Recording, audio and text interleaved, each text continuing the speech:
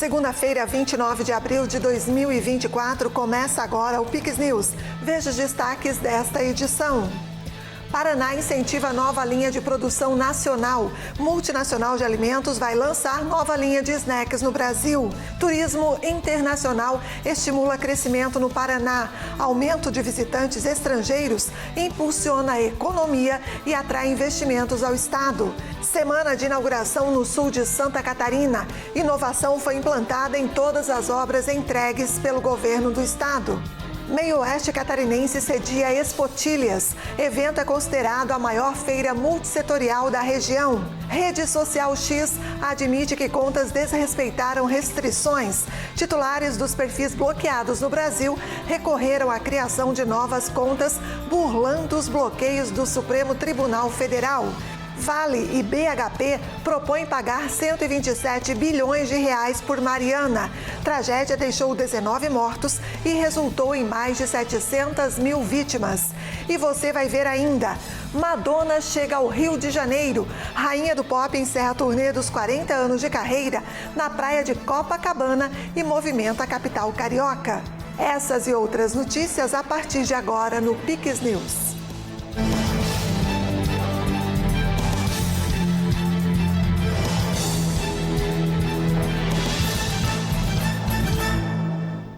Olá, obrigada pela companhia, nós estamos ao vivo. Agora são 8h03. O final da última semana em Santa Catarina foi marcado por inaugurações no sul do estado. Todas elas com participação da Secretaria de Inovação. As 3 inaugurações ocorreram na sexta-feira e a primeira do dia foi em Criciúma, que recebeu um novo centro de inovação. O complexo deverá contribuir para o desenvolvimento regional e da inovação por meio de negócios, além de oferecer instalações para promover a cultura e conexão de inovação e empreendedorismo. Ele é um ambiente de criação de desenvolvimento, um ambiente de criação de inovação e um ambiente onde academia, setor produtivo, sociedade civil organizada e o governo se encontram para a criação de mais políticas públicas e de mais iniciativas de desenvolvimento para o Estado. É extremamente importante esse tipo de ambiente estar disponível. E, claro, tem que ser uma iniciativa do governo do estado para criar o ambiente, para deixar ele propício aos inovadores de todas as idades, de todas as raças, todos os gêneros, virem aqui e ter um ambiente para desenvolver a sua ideia, usar o fomento que a fundação, o governo do estado libera para todos esses empreendedores. É tudo muito fundamental e muito importante hoje aqui, essa conclusão da obra, iniciar as operações no dia de hoje. A Unesc será encarregada pela administração do empreendimento, localizado na área central da cidade. Então são um centro de eventos importantes, além da missão do centro tecnológico. Quando você tem uma parceria, um casamento com uma universidade da qualidade da Unesc, é um casamento perfeito, porque você vai fazer pesquisa, você vai fazer uma série de não só fomento de empresa, não só abrir mercado, não só ver encaminhamentos financeiros através de uma linha de crédito de um banco, mas você faz um ecossistema, você complementa. No município vizinho, em Sara, a inauguração foi de um reservatório com capacidade de até 3 milhões de litros d'água. A estrutura permitirá o abastecimento a 11 mil pessoas. O investimento dos recursos dos içarenses, a Casan retornando para a cidade, com benefício água essencial, vai abastecer toda a região que faz proximidade à nossa BR-101, onde estão instaladas importantes empresas, onde vivem muitas famílias. Com investimento de quase 4 milhões de reais, o tanque é feito com uma liga de aço fundido com vidro, chamado de aço vitrificado, que torna a construção ainda mais resistente, com material que possui uma garantia de 60 anos contra rachaduras ou vazamentos. Cumprimos uma meta definida pelo governador em conjunto com a prefeita Dalvânia. Estamos inaugurando hoje aqui o reservatório de Loncos, que vai permitir que essa região toda não tenha mais problema de água. Trata-se de uma tecnologia inovadora, contemporânea, de aço vitrificado, com a garantia de 60 anos.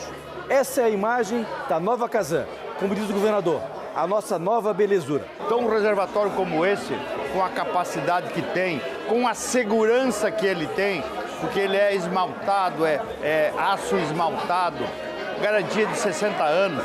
Então eu não tenho dúvida de que é uma prestação de serviço que a Casan melhora a cada dia para a população. Para finalizar, ainda no sul do estado, em Morro da Fumaça, uma nova sede da Delegacia de Polícia do município foi oficialmente aberta.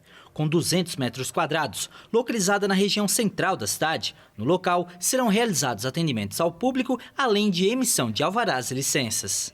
As delegacias que compõem a comarca de Uruçanga são a de Morro da Fumaça, Cocal do Sul e a de Uruçanga. A delegacia de Morro da Fumaça era que não havia passado por uma repaginação, então nós procuramos um novo endereço para ela, está sendo instalado aqui numa área centralizada para melhor atender a população catarinense, um ambiente adequado onde os policiais podem estar trabalhando numa condição cada vez melhor de trabalho e a população, como consequência, acaba recebendo um melhor atendimento. A nova delegacia possui equipamentos modernos e uma área reservada para dar o primeiro atendimento a casos mais sensíveis, como os que envolvem violência doméstica.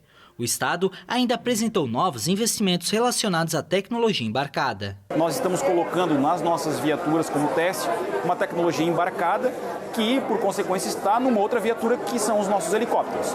Então, haverá uma conexão e conversa entre as delegacias, viaturas e helicóptero, mas esse serviço está aliado também ao trabalho do Corpo de Bombeiros e do SAMU e da Polícia Militar. Então, a gente faz uma integração de sistemas para que haja uma comunicação melhor e cada vez mais melhore a integração entre as forças de segurança. E encerrou neste domingo mais uma edição da Expotilhas. O evento, que movimenta o meio-oeste de Santa Catarina, é considerado a maior feira multissetorial da região. A feira movimenta diversos segmentos econômicos do município, como o agronegócio, a indústria, o comércio e o turismo. Além das atrações artísticas e culturais, a feira destacou a produção local, com foco nos laticínios, já que a região é uma importante bacia leiteira. Ele movimenta todo o trade, né? A rede hoteleira, os restaurantes, o comércio em geral, a agricultura toda movimentada para fazer o sucesso desse evento, né? Para nós é muito importante que esse evento aconteça e no formato e no molde que está acontecendo, então ele está do agrado de todos. A gente vê que está tendo um retorno bem positivo da população, a comunidade, toda a região está participando, então a gente está muito satisfeito com o evento, a gente está feliz com o formato que está acontecendo. O tempo colaborou com a gente até então, né? Então eu acredito que ele está sendo 100%, está sendo um sucesso e a expectativa de público, né? A gente estava esperando em torno de 50 a 60 mil pessoas, eu acho que a gente vai conseguir atingir essa meta, esse objetivo nosso vai ser alcançado.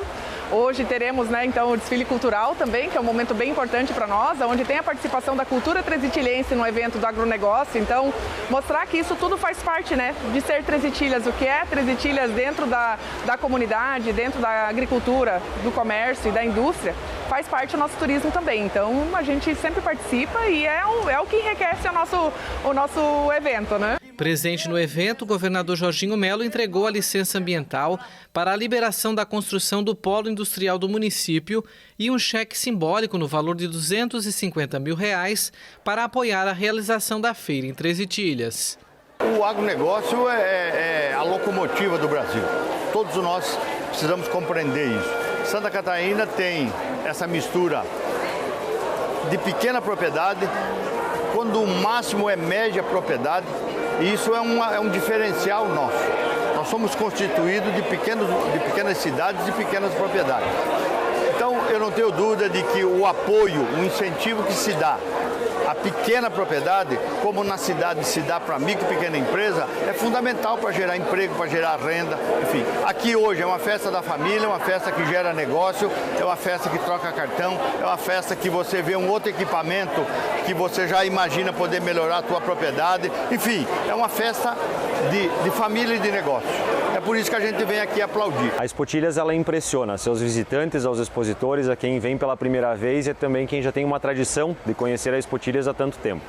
Ela acaba crescendo a cada ano que passa. Hoje nós temos em 2024 mais de 120 expositores na área de indústria e comércio e também empresas que estão aqui expondo. Somando a toda a equipe da agropecuária que vem expor, nós passamos de 180 expositores e é uma festa preparada para em 3 dias receber 60 mil visitantes, né? Então, um município que tem um pouco menos de 10 mil habitantes, receber 60 mil pessoas ao longo de 3 dias é um esforço realmente tremendo, mas as pessoas, os sorrisos sorrisos que nós percebemos nos expositores e no público agradam bastante a nós que estamos na organização. E o movimento de passageiros internacionais cresceu nos aeroportos de Santa Catarina no primeiro trimestre deste ano. Foram registrados mais de 316 mil passageiros, 84,8% a mais do que o registrado no mesmo período do ano passado. O resultado também ficou acima da média nacional, que cresceu 23%. Os dados foram apurados pela Secretaria de Estado de Portos, Aeroportos e Ferrovias. O estado tem a terceira maior movimentação de passageiros internacionais do Brasil, ficando abaixo apenas de São Paulo e Rio de Janeiro. O tráfego internacional de cargas também registrou o crescimento de 20,8%. E a notícia também é positiva para o estado do Paraná. Os reflexos da temporada de verão de 2024 começam a aparecer por meio de dados. O estado paranaense liberou os números relativos ao primeiro trimestre de 2024. Destaque para o aumento do turismo estrangeiro de 36%. No primeiro trimestre deste ano, o Paraná viu um aumento expressivo no número de turistas estrangeiros, totalizando pouco mais de 360 mil visitantes, um aumento de 36% em relação ao mesmo período do ano anterior. Essa movimentação foi sentida principalmente no mês de março, quando o aumento representou 74%. Foram contabilizados 90 mil turistas internacionais contra 50 mil em março de 2023. O Brasil cresceu 2,8%, o crescimento nacional. E o turismo do Paraná cresceu a 36%, um crescimento exponencial. Então aqui um momento muito histórico, muito feliz por ter recebido aqui gente do mundo inteiro. O turismo, por exemplo, com a Europa, com os espanhóis, cresceu 145%. O pessoal da Coreia do Sul, 169%. Estados Unidos, 83%. Com a França, 81%. Com o Reino Unido, 80%. E com o Chile, 60%. O crescimento é resultado de políticas públicas eficazes, incluindo a chegada de cruzeiros ao Porto de Paranaguá e a crescente popularidade dos atrativos naturais do estado, que tem cativado viajantes internacionais. Conforme o levantamento, o Paraná é o quarto estado brasileiro que mais recebeu turistas internacionais entre janeiro e março. E isso foi muito em função do trabalho desenvolvido pela Secretaria, de visitar os outros países, visitar a Argentina, visitar o Paraguai, visitar a Europa, visitar os Estados Unidos, visitar os grandes países que têm turistas para que o Paraná possa receber, e também a importante conexão aérea que nós criamos com novos voos para Santiago no Chile, com novos voos para o Uruguai, para Montevidéu, com novos voos para a Argentina, Buenos Aires. A expectativa é de que esse movimento cresça também nos próximos meses, com a confirmação de novas conexões diretas entre Curitiba e cidades como Assunção, Buenos Aires e Santiago, além do aumento do trabalho de aproximação com instituições turísticas de outros países. E termina amanhã, 30 de abril, o prazo para motoristas com CNH nas categorias C, D e E renovarem o exame toxicológico dentro do cronograma estabelecido pela Secretaria Nacional de Trânsito, Senatran. A partir de quarta-feira, dia 1º de maio, motoristas que estiverem de forma irregular serão autuados pelos agentes da Autoridade de Trânsito dos Detrans estaduais. Conforme o artigo 165D do Código de Trânsito brasileiro, a penalidade da infração é multa no valor de quase R$ 1.500 e 7 pontos na carteira. Desde 2016 é obrigatório o exame toxicológico na obtenção e também na renovação da carteira de motorista nas categorias C, D e E. Dados da Senatran apontam que 3,4 milhões de condutores nessas categorias ainda estão em situação irregular em todo o país. E com o apoio do governo do estado do Paraná, a PepsiCo vai lançar uma nova linha de snack produzida em Curitiba. A dona da marca Elma Chips está lançando uma nova linha de snacks no Brasil. O lançamento será produzido na planta em Curitiba. Com apoio do Programa de Incentivos Fiscais do Governo do Estado, a empresa ampliou a linha de produção no Paraná para a fabricação do Popcorns, produto já consolidado no mercado internacional, mas inédito no Brasil. A planta paranaense é a primeira fora dos Estados Unidos a produzir o Snake, que além do mercado nacional, também deve ser exportado para os países do Mercosul. A origem da PepsiCo é aqui, no Paraná, né? É uma empresa que vem aqui do Paraná. De fato, a gente estava aqui no Boqueirão em 1964. Depois a gente veio, a fábrica foi até reconstruída. E é um grande prazer voltar nas origens. Produtos como Pingo Douro, Stixi, a origem deles é aqui. Então é o berço da PepsiCo. Uma grande parte é aqui, outra parte é em São Paulo. Então é uma chips, a origem é daqui. Quando a gente fala da PepsiCo, nós somos uma empresa agrícola, né? Então nós somos um dos maiores compradores de batata do Brasil. Então, assim, o fato de estar aqui no Paraná, a gente tem um trabalho já há mais de 25 anos com fazendeiros aqui do Paraná. De fato, a gente até coloca a foto dos fazendeiros na embalagem de Lay's, porque Lay's é 3 ingredientes, a Lay's clássica é 3 ingredientes, batata, óleo e sal, do campo a pacote em 48 horas. Então, essa proximidade com o campo, para nós é muito importante. A gente recebe não só batata, mas também milho, temos aveia em outros locais, temos uma fazenda própria de coco, para água de coco, quero coco. Então, essa relação com o campo é muito importante. E você vai ver a seguir. Vale e BHP propõem pagar 127 bilhões de reais por Mariana. Tragédia deixou 19 mortos e resultou em mais de 700 mil vítimas. Tem o comentário político com Tiago Pereira. E a chegada da rainha do pop ao Rio de Janeiro. Madonna encerra a turnê dos 40 anos de carreira na praia de Copacabana e movimenta a cidade maravilhosa. É depois do intervalo, o Pix News volta já. Sempre fui uma criança um pouco problemática em questão de ansiedade e depressão. Eu troquei de escola algumas vezes. A pessoa que ela sofre bullying, ela é aquela pessoa quieta. João Widmann é um lugar que qualquer um encontra amor. O aluno ele precisa se sentir em casa. Quantas coisas passamos juntas. 1,80 m de abraço e aquele colo gostoso sempre para você. Te amo. Esse aí é o abraço mais gostoso que tem, gente. Sério, de todos.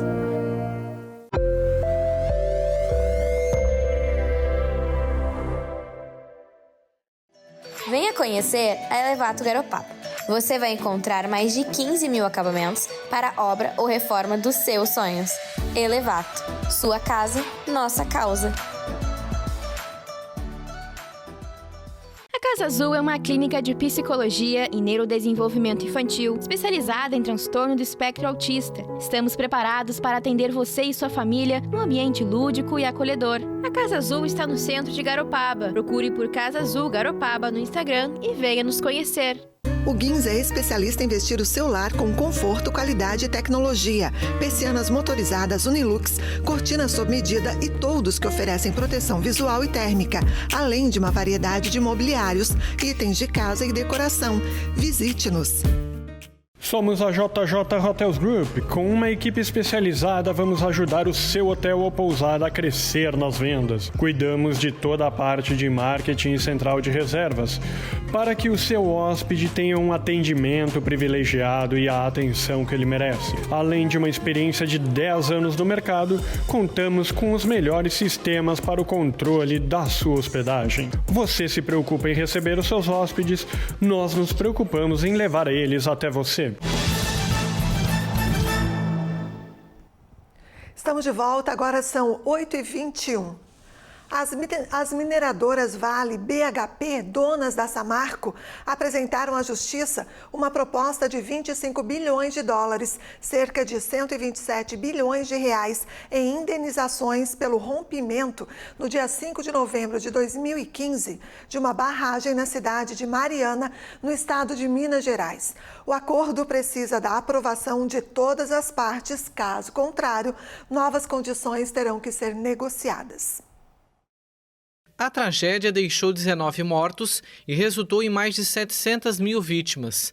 A empresa brasileira informou em comunicado nesta segunda-feira que o acordo contempla obrigações passadas e futuras para a preparação definitiva dos danos, incluindo os 7 bilhões de dólares já gastos em compensação até março de 2024. O total proposto prevê ainda o ressarcimento de 72 bilhões de reais a ser pago por determinado período ao governo federal, aos estados de Minas Gerais e Espírito Santo e aos municípios afetados. O rompimento da barragem de Fundão, pertencente a Samarco, causou o pior desastre ambiental da mineração do Brasil ao despejar 40 bilhões de metros cúbicos de lama tóxica em um percurso de 650 quilômetros entre o Rio Doce e o Oceano Atlântico. A Vale e a anglo-australiana BHP também enfrentam uma ação coletiva no Reino Unido, cujo julgamento está previsto para começar em outubro deste ano. As duas mineradoras, além da Samarco, foram condenadas pela Justiça Brasileira em janeiro a pagar 47,6 bilhões de reais. A proposta divulgada nesta segunda precisa da aprovação de todas as partes. Caso contrário, novas condições serão negociadas. E ao menos 45 pessoas morreram após o rompimento de uma barragem no Quênia, no momento em que o país africano enfrenta fortes chuvas. As chuvas torrenciais já deixaram pelo menos 120 mortos no país africano desde março. O desastre ocorreu em uma localidade próxima à cidade de Mai Mahiu, a cerca de 100 quilômetros a noroeste da capital Nairobi, causando a destruição de casas e o bloqueio de uma rodovia. Pelo menos 120 pessoas morreram no Quênia desde março, devido às chuvas mais intensas do que o habitual, agravadas pelo fenômeno climático El Niño.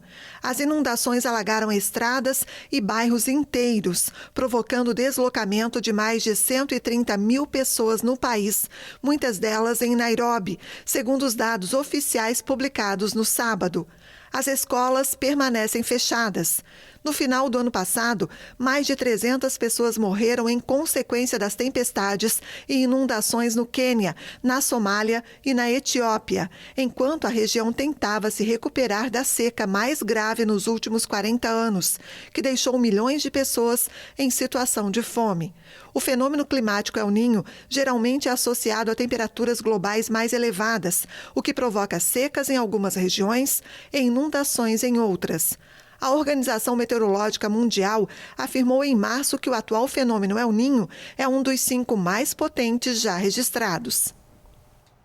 E um ônibus que transportava mais de 50 passageiros caiu em um abismo de mais de 200 metros em uma estrada rural com bastante buraco no norte do Peru, a cerca de 850 quilômetros de Lima. Segundo informações das autoridades locais, mais de 20 pessoas morreram e outras 15 ficaram feridas no acidente. Algumas vítimas podem ter sido arrastadas pelo rio. Acidentes rodoviários são frequentes no Peru devido ao excesso de velocidade, más condições das estradas, falta de sinalização e falta de controle por parte das autoridades. Pelo menos 14 pessoas morreram e mais de 30 ficaram feridas em um acidente de ônibus no domingo, no estado do México, na região central do país da América do Norte. A Secretaria de Segurança informou em comunicado que o coletivo capotou enquanto trafegava na rodovia Capulin-Chalma, no município de Malinalco, a cerca de 100 quilômetros de distância da capital, Cidade do México. Os acidentes de trânsito no país da América do Norte têm aumentado desde 2020, quando somaram mais de 301 mil casos. Em 2022, foram registradas quase 380 mil ocorrências, segundo os números mais recentes do Instituto de Estatísticas INERI. Acusado de agressão sexual, o ator Gerard Depardieu foi detido nesta segunda-feira em Paris. Ele é conhecido por papéis marcantes como o Obélix. O ator francês Gerard Depardieu foi intimado a comparecer para um interrogatório sobre supostas agressões sexuais a 2 mulheres. O artista está sob custódia policial e vai ter que responder às denúncias das mulheres que o acusam de agressões sexuais e comentários obscenos durante as filmagens de um longa-metragem em 2021 e de um curta-metragem em 2014. A primeira mulher que o denunciou em fevereiro é uma decoradora que trabalhou na produção do filme Le Vous le Vert, de Jean Baker. A denunciante declarou em março ao site Mediapart que o ator fez comentários indecentes e depois a agarrou brutalmente. A segunda mulher, uma ex-assistente de direção, denunciou atos semelhantes ocorridos em 2013. Ela apresentou queixa no dia 9 de janeiro e acusa Depardieu de utilizar palavras indecentes e de passar as mãos por todo o corpo dela durante as filmagens. E a rede social X admitiu hoje, em carta ao ministro do Supremo Tribunal Federal, Alexandre de Moraes, que os usuários de várias contas bloqueadas pela Justiça exploraram vulnerabilidades para continuarem ativos na plataforma. Os advogados alegaram a existência de uma falha operacional e garantiram que não houve reativação dos perfis suspensos após a determinação judicial. Os advogados da X explicaram que os titulares de perfis bloqueados recorreram a diferentes estratégias, tais como a criação de novas contas. Moraes ordenou no sábado que a rede social esclarecesse por que supostamente descumpriu parcialmente as ordens judiciais contra os perfis bloqueados. Um relatório da Polícia Federal apontou que a plataforma permitiu transmissões ao vivo de usuários sob investigação judicial por desinformação, além da interação com outras contas. A defesa da X apontou uma falha operacional no acesso à plataforma por meio de aplicativos de celular e ressaltou que as violações ocorreram em apenas 6 dos mais de 200 perfis bloqueados por ordem judicial no Brasil, não havendo reativação das contas suspensas. Os perfis indicados pertencem a figuras conservadoras, como o senador Marcos Doval, do Podemos. Em uma cruzada contra a desinformação online, Moraes ordenou o bloqueio de contas em redes sociais, incluindo na X, especialmente após ataques contra o sistema de votação durante a última campanha eleitoral. O dono da plataforma, Elon Musk, chamou Moraes de ditador e pediu a destituição do ministro do STF. Alexandre de Moraes reagiu e ordenou uma investigação contra o polêmico bilionário por suspeita de instrumentalização criminosa da rede social X. O ex-presidente do Uruguai, José Mujica, anunciou nesta segunda-feira ter descoberto um tumor no esôfago durante exames de rotina. Em coletiva de imprensa, o líder da esquerda latino-americana afirmou que a situação é complexa, porque há mais de 20 anos ele sofre de uma doença imunológica que afeta principalmente os rins, o que dificultaria um procedimento cirúrgico, por exemplo. Agora os médicos vão avaliar os próximos passos do tratamento. Mujica, que está com 88 anos de idade, prometeu continuar no cenário político e disse estar grato pela vida. Ele governou o Uruguai de 2010 até 2015 e também liderou o movimento de participação popular no país, além de outras atividades políticas.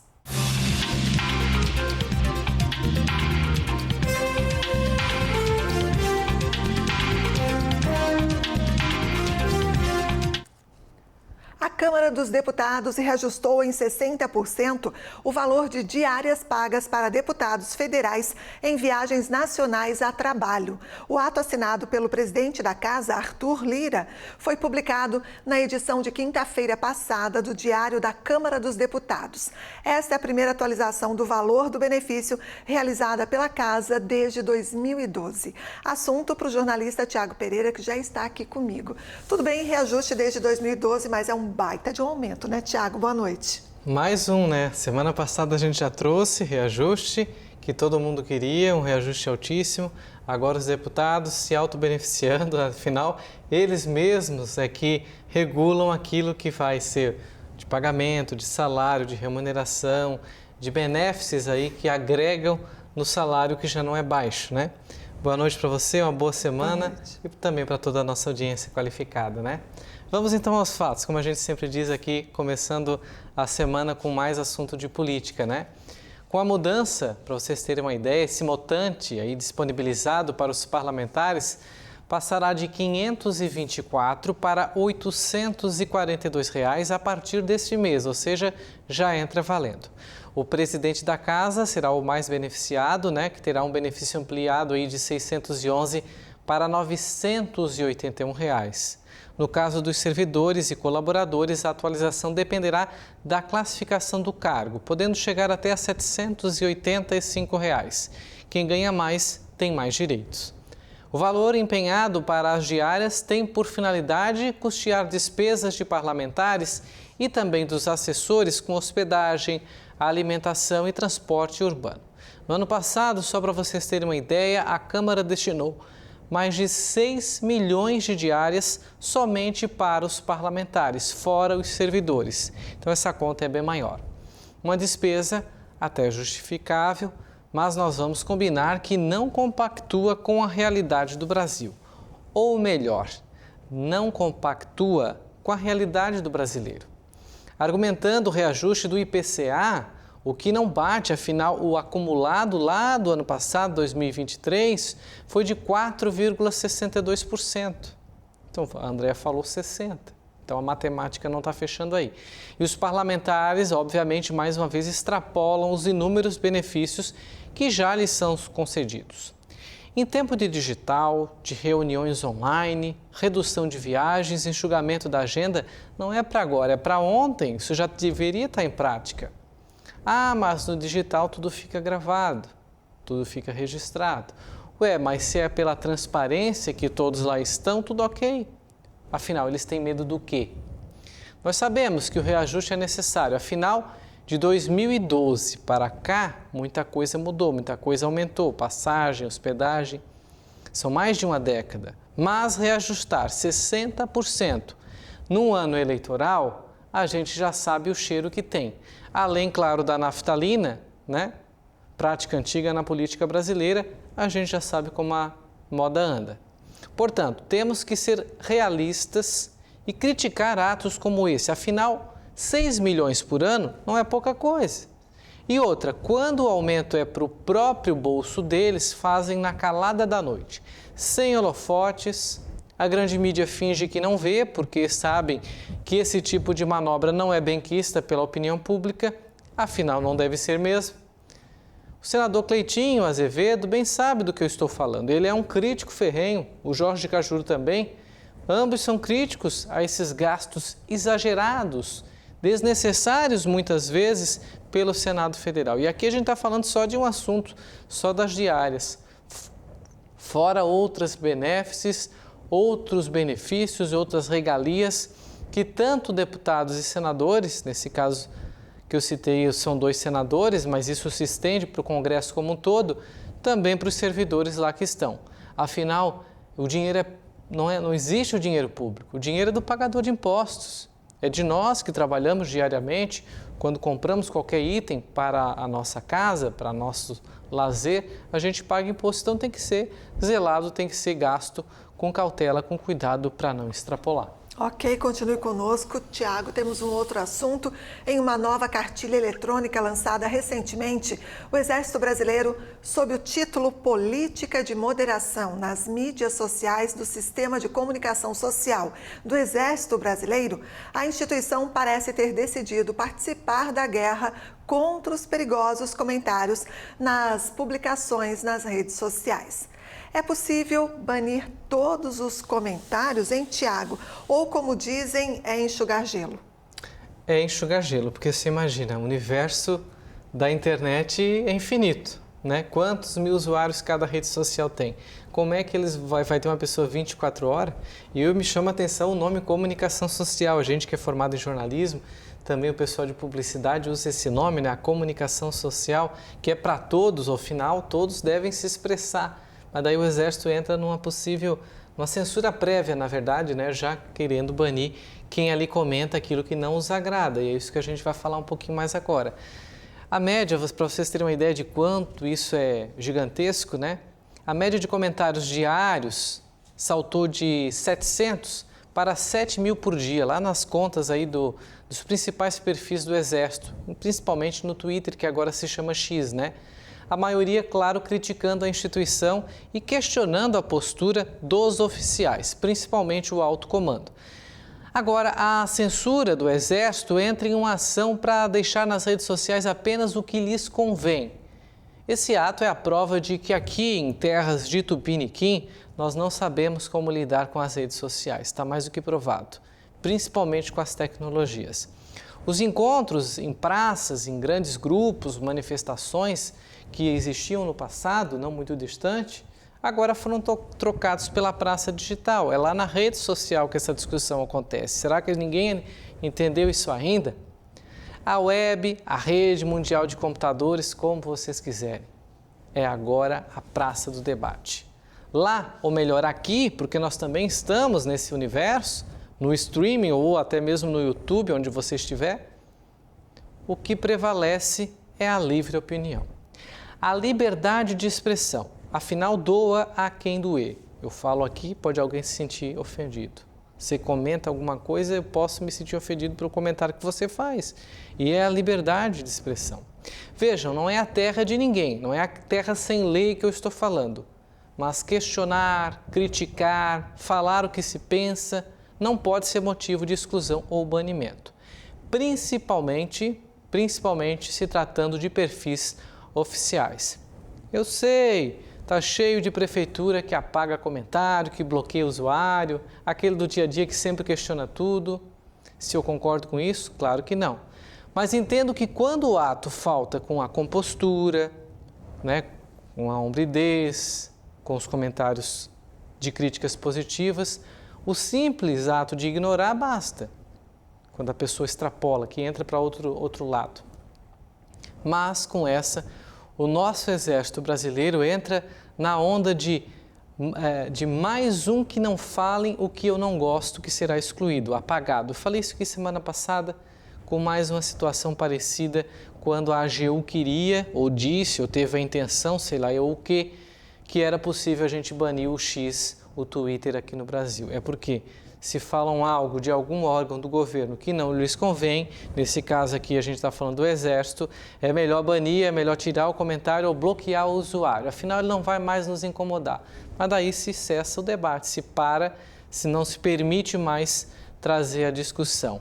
E esse aumento aí de 700 para 7 mil comentários por dia surgiu quando um deputado aqui do Sul, o Fábio Van Harten, do Partido Novo, usou a tribuna no Congresso Nacional e desafiou os nossos comandantes sobre alguns atos aí que ele achou desnecessários, e aí o público que lhe segue, que é conservador de certo modo, concordou de certa forma com a opinião do deputado e encheu as redes oficiais do Exército de comentários que a maioria não agradou os generais que estão lá nas salas fechadas com ar-condicionado em Brasília. São muitos assuntos que criam polêmicas e eu convido você para continuar com a gente, porque por falar em polêmica, tem mais um assunto que está dando o que falar. Esse assunto é a greve dos professores aqui em Santa Catarina.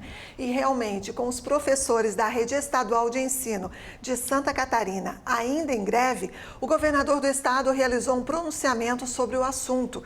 O Jorginho Melo falou em corte de salários aos grevistas e contratação provisória de novos professores. Após 6 dias de greve, na noite de ontem, o governador Jorginho Melo utilizou as redes sociais para se posicionar. Em um vídeo, ele afirma que o estado já atendeu grande parte das solicitações dos profissionais. No entanto, se mostrou contrário em uma das principais reivindicações, a descompactação da tabela. Custaria 4 bilhões e 600 milhões aos cofres públicos. A gente ultrapassaria, e muito, os limites da lei de responsabilidade fiscal. Praticamente quebraria o Estado. Ou seja, atender o sindicato é cometer um crime de improbidade administrativa. O Estado estaria gastando mais do que é permitido por lei. E isso eu não vou fazer. Jorginho Melo ainda falou em desconto dos profissionais que aderirem à greve, além de contratar novos professores para substituir os grevistas. Para garantir o direito de todos os estudantes acessarem a sala de aula, estamos tomando 2 medidas. Primeiro, determinei à Secretaria da Educação que desconte falta dos professores grevistas. Segundo, vamos contratar imediatamente professores temporários para manter todas as salas de aulas funcionando.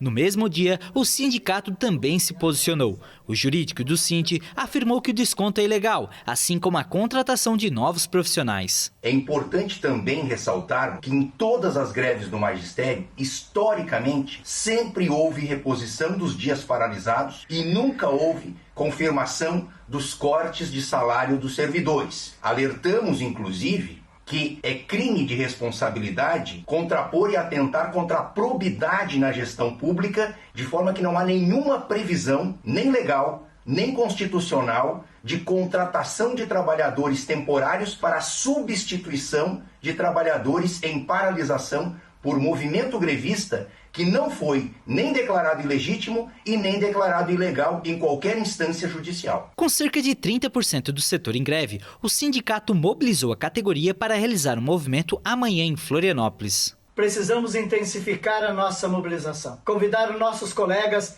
e, na solidariedade, construir uma greve das maiores da história de Santa Catarina. Mas, ao mesmo tempo, queremos que o governador gaste sua energia buscando uma alternativa de valorizar os trabalhadores em Santa Catarina. No dia 30, é a resposta que o governo precisa, todos em Florianópolis, e vamos fortalecer o nosso movimento. E aí, Tiago, o que você fala para a gente a respeito? O governador do estado se pronuncia de uma forma. O Sinti, o sindicato dos professores, o sindicato da categoria, né, em Santa Catarina, se pronuncia de uma outra forma. Inclusive, querendo fortalecer ainda mais esse movimento amanhã, dia 30. O que você diz pra gente? Bom, primeiro que amanhã vamos ver, né? Se a mobilização for grande, perde o governo, perde o Estado, que vai ter que buscar alternativa porque vai mostrar a força do sindicato e que a greve está ganhando novas adesões, porque não são todos os professores que saíram de sala de aula. Então, tem alunos que têm primeira aula, terceira e quarta não tem, vai lá, tem a quinta aula, porque tem professores trabalhando que, de certa forma, não concordam. Então, amanhã vai ser o dia D, né? Na véspera aí do dia do trabalho, falando em sindicato e mobilização, faz todo sentido, porque o dia do trabalhador sempre há esse tipo de movimento. Me chamou a atenção também as cores do Sinti e da CUT, que saiu do vermelho e agora eles estão usando o azul, né? De certa forma, para fugir um pouco da pecha contra o capitalismo, a favor do socialismo e mais ligado aos partidos de esquerda, mas de certa forma continuam, né? Agora, o presidente ali do sindicato falou, tem que buscar alternativa, só que não tem, o governador fala claramente. Se você aumentar o que os professores pedem, não estou dizendo que eles não mereçam, muito pelo contrário, você extrapola a folha. Aí você vai fazer o quê? Vai demitir o pessoal da saúde ou demitir a polícia militar? Vai reduzir quem? Eu sei que deve ter cargos não tão importantes quanto dos professores, mas de certa forma são importantes para aquela outra categoria. Então é uma conta difícil de fechar, é uma matemática que o Estado tem que fazer, porque a partir do momento que você gasta 51% a mais ou mais de 51% sobre a folha, sobre a arrecadação, você comete um crime de improbidade, está sujeito a ser impugnado ou até mesmo ser destituído do cargo de governador. Pode gerar um processo, uma comissão de CPI lá na Assembleia Legislativa. Então, eu não queria estar na pele do governador Jorginho Melo e nem mesmo do pessoal do sindicato, porque é uma briga difícil. Mas, assim, quem mais perde nisso tudo são os pais e as crianças, os adolescentes, que nesse momento, né, não têm condição de ir à escola, que os professores não estão reivindicando o direito deles, e muitas vezes os pais que precisam que os filhos estejam na escola para trabalharem, para trazer o sustento para dentro de casa. É verdade, acaba sendo uma cadeia, né? E também um outro assunto que posteriormente acontece a volta às aulas, né? Como vai repor todo esse conteúdo? É todo um processo. Então, é uma sinuca de bico, como a gente diz no popular. E outra coisa também, por enquanto não há uma decisão da Justiça que critica ou dá um posicionamento desfavorável à greve. Então, o governador falou uma informação ali equivocada. Ele não pode nem descontar, muito menos contratar temporários nesse período. A partir do momento que é uma provocação, ou seja, do Ministério Público ou da própria Justiça, por meio de um pedido do Ministério Público, né, uma ordem de decisão judicial, por exemplo, que diga que os professores tenham que voltar à sala de aula. E caso eles não voltem, aí sim o Estado pode tomar medidas mais enérgicas. Nesse primeiro momento, não há nada que desabone o movimento grevista dos professores. Por falar em movimento grevista, então amanhã, cenas dos próximos capítulos, vamos aguardar, vamos ficar de olho, acompanhando essa história toda aí, né? Vamos atualizar aí os catarinenses e toda a nossa audiência sobre esse fato aí. Verdade. Muito obrigada. E agora a gente se vê na quarta-feira. Feriado Nacional. Você vai estar aqui com a gente? Vamos estar aqui. Está prometendo. Dia 1º de maio, Dia do Trabalhador. É isso aí. Obrigada, então, Tiago, e até lá. Boa noite, um bom descanso para todos. Até lá. E depois de tantos assuntos polêmicos, né, nós vamos dar agora uma relaxada falando de Madonna, que cria polêmica também, de certa forma, por onde quer que passa. E ela chegou hoje pela manhã ao Rio de Janeiro. Gente, a rainha do pop já está em terras tupiniquins. E no próximo sábado, a cantora vai fazer o show de encerramento da turnê comemorativa de 40 anos de carreira na praia de Copacabana. São esperados cerca de 1,5 milhão de pessoas para assistir a rainha do pop. A realeza está em terras cariocas. Madonna, a rainha do pop, se dirigiu ao tradicional Copacabana Palace, onde vai ficar hospedada. O hotel fica em frente ao local em que é montado o palco que ela vai se apresentar no próximo sábado.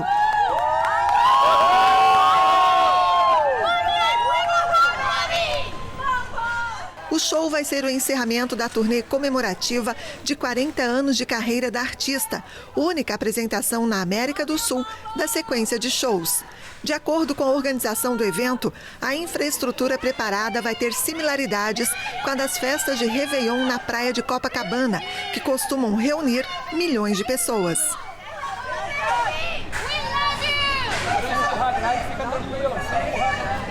Segurança! Segurança! O show promete. Assim a gente encerra o Pix News desta segunda-feira. Mais notícias no nosso site pixtv.com.br. Siga também nossas redes sociais, o endereço é @PixTVHD. Na sequência tem Cinepix e o filme Crocodilo Dundee. A gente se encontra amanhã. Até lá. Pix TV é conteúdo todo dia.